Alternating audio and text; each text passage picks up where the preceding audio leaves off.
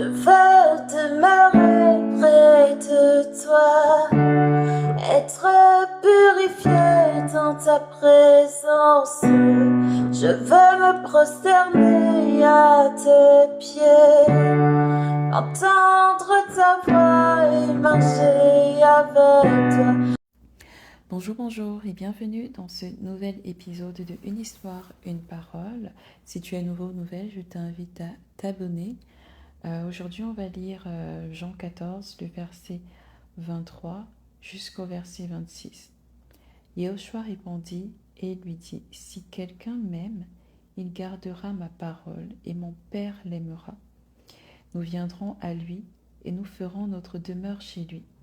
Celui qui ne m'aime pas ne garde pas mes paroles, et la parole que vous entendez n'est pas la mienne, mais celle du Père qui m'a envoyé. Je vous ai dit ces choses pendant que je demeure avec vous, mais le Paraclétos, le Saint-Esprit, que le Père enverra en mon nom, lui vous enseignera toutes choses et il vous rappellera tout ce que je vous ai dit. » Donc, je voulais faire un petit passage, un petit partage sur ce passage que je trouve très intéressant et très dur aussi à la fois. Parce que Jésus ici, il est très tranchant, on va dire. Il est très... il n'y a pas de nuance de gris. C'est soit blanc, soit noir. Et il dit, si tu m'aimes, il n'y a pas 10 000 manifestations de ton amour pour moi. Voici comment je sais que tu m'aimes. C'est que tu gardes mes commandements. Un point, un trait. Et il dit, si tu ne gardes pas mes commandements, la vérité, c'est que tu ne m'aimes pas. Est-ce que tu viens de comprendre ce que Jésus a dit? Ça veut dire que si on sait que tu aimes Jésus, pas parce que tu pleures pendant la louange, pas parce que tu te mets à genoux et que tu te roules au sol et tu dis « Papa, je t'aime tellement ». C'est pas parce que tu pries des heures, c'est pas parce que tu parles en langue pendant des heures, ce n'est pas parce que tu jeûnes des jours, ce n'est pas parce que tu sers de manière faithful, de manière fidèle à l'église, dans ton église locale, mais c'est si tu gardes les commandements de Jésus. Et les commandements de Jésus sont résumés en deux. Tu aimeras le Seigneur ton Dieu de tout ton corps, de ton âme, de toute ta force, de toute ta pensée. Et tu aimeras ton prochain comme toi-même. Et moi, souvent, pour me rappeler aussi les simples commandements de Jésus, j'aime toujours dire aux gens que, et même pour moi-même, c'est quelque chose que je fais régulièrement, c'est le sermon sur la montagne que l'on retrouve dans Matthieu 5, Matthieu 6, Matthieu 7 et je pense dans Luc 5, Luc 6, Luc 7. Ce sermon sur la montagne, Jésus explique ses commandements. Comment est-ce qu'il considère que voilà, vous êtes en train d'obéir à ses commandements? Est-ce que tu pardonnes? Est-ce que tu oublies les offenses? Est-ce que tu pries régulièrement? Est-ce que tu jeûnes? Est-ce que quand tu as un surplus de vêtements, tu donnes à ton frère qui en a besoin? Est-ce que tu fais des offrandes et des aumônes? Est-ce que tu cherches la paix? C'est les béatitudes. Heureux les artisans de paix. Heureux les pauvres en esprit.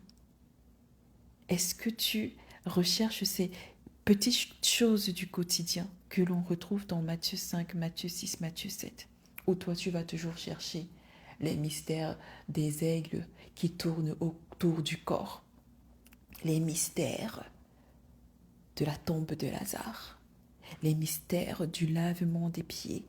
Et je ne dis pas que ces choses ne sont pas bonnes. Mais à quoi te sert d'avoir une connaissance accumulée? Chaque jour, tu es dans toutes les conférences. Chaque jour, tu lis ta Bible, tu récites même des versets, mais tu ne pratiques aucun de ces versets. Ou même encore pire, tu choisis les versets que tu vas pratiquer. Ou même encore pire, tu vas chercher des prédicateurs qui vont acquiescer les mauvaises pensées que tu as déjà dans ton cœur parce que tu ne veux pas pratiquer complètement ce que Jésus, lui, il faisait. Donc, si tu aimes Jésus, ce n'est pas par le nombre de larmes que tu coules qu'on voit que tu l'aimes. Ce n'est pas parce que tu es désolé et que tu pleures qu'on voit que tu l'aimes. La vérité ici, c'est qu'en général, quand on pratique le péché, on n'aime pas Jésus.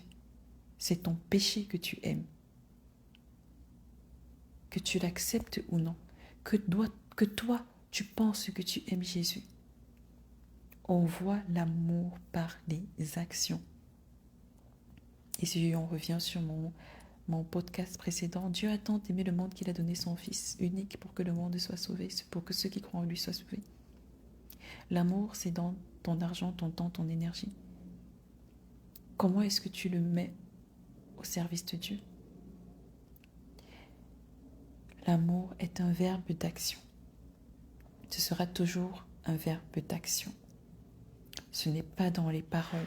Peu importe le nombre de paroles que tu déverses devant le Seigneur, c'est en respectant au quotidien sa parole qu'on peut voir que tu l'aimes. Aujourd'hui, je ne te dis pas de ne plus pleurer. Je ne te dis pas de ne plus faire de longues prières. Je ne te dis pas de ne plus jeûner.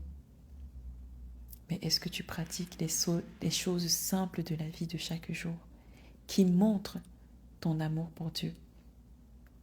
Je sais qu'on dit que ce n'est pas les œuvres, mais Jésus lui-même disait souvent, si vous ne croyez pas en moi, croyez au moins sans mes œuvres. Dieu a envie de croire en tes œuvres aujourd'hui. Si vous m'aimez, gardez mes commandements. Si vous m'aimez, gardez mes commandements. Si vous m'aimez, gardez mes commandements. Celui qui ne garde pas mes commandements ne m'aime pas. C'est très clair. Il n'y a pas de nuances de gris. C'est noir ou blanc. Maintenant, ça ne veut pas dire que Dieu n'est pas miséricordieux, qu'il ne te donne pas une chance chaque jour pour recommencer et pratiquer dans la constance ses commandements. Mais si tu l'aimes, garde ses commandements. Donc aujourd'hui, je nous invite à tous nous checker, tous nous analyser, à voir si nous aimons vraiment Dieu et à voir où nous ne pratiquons pas les commandements de Dieu.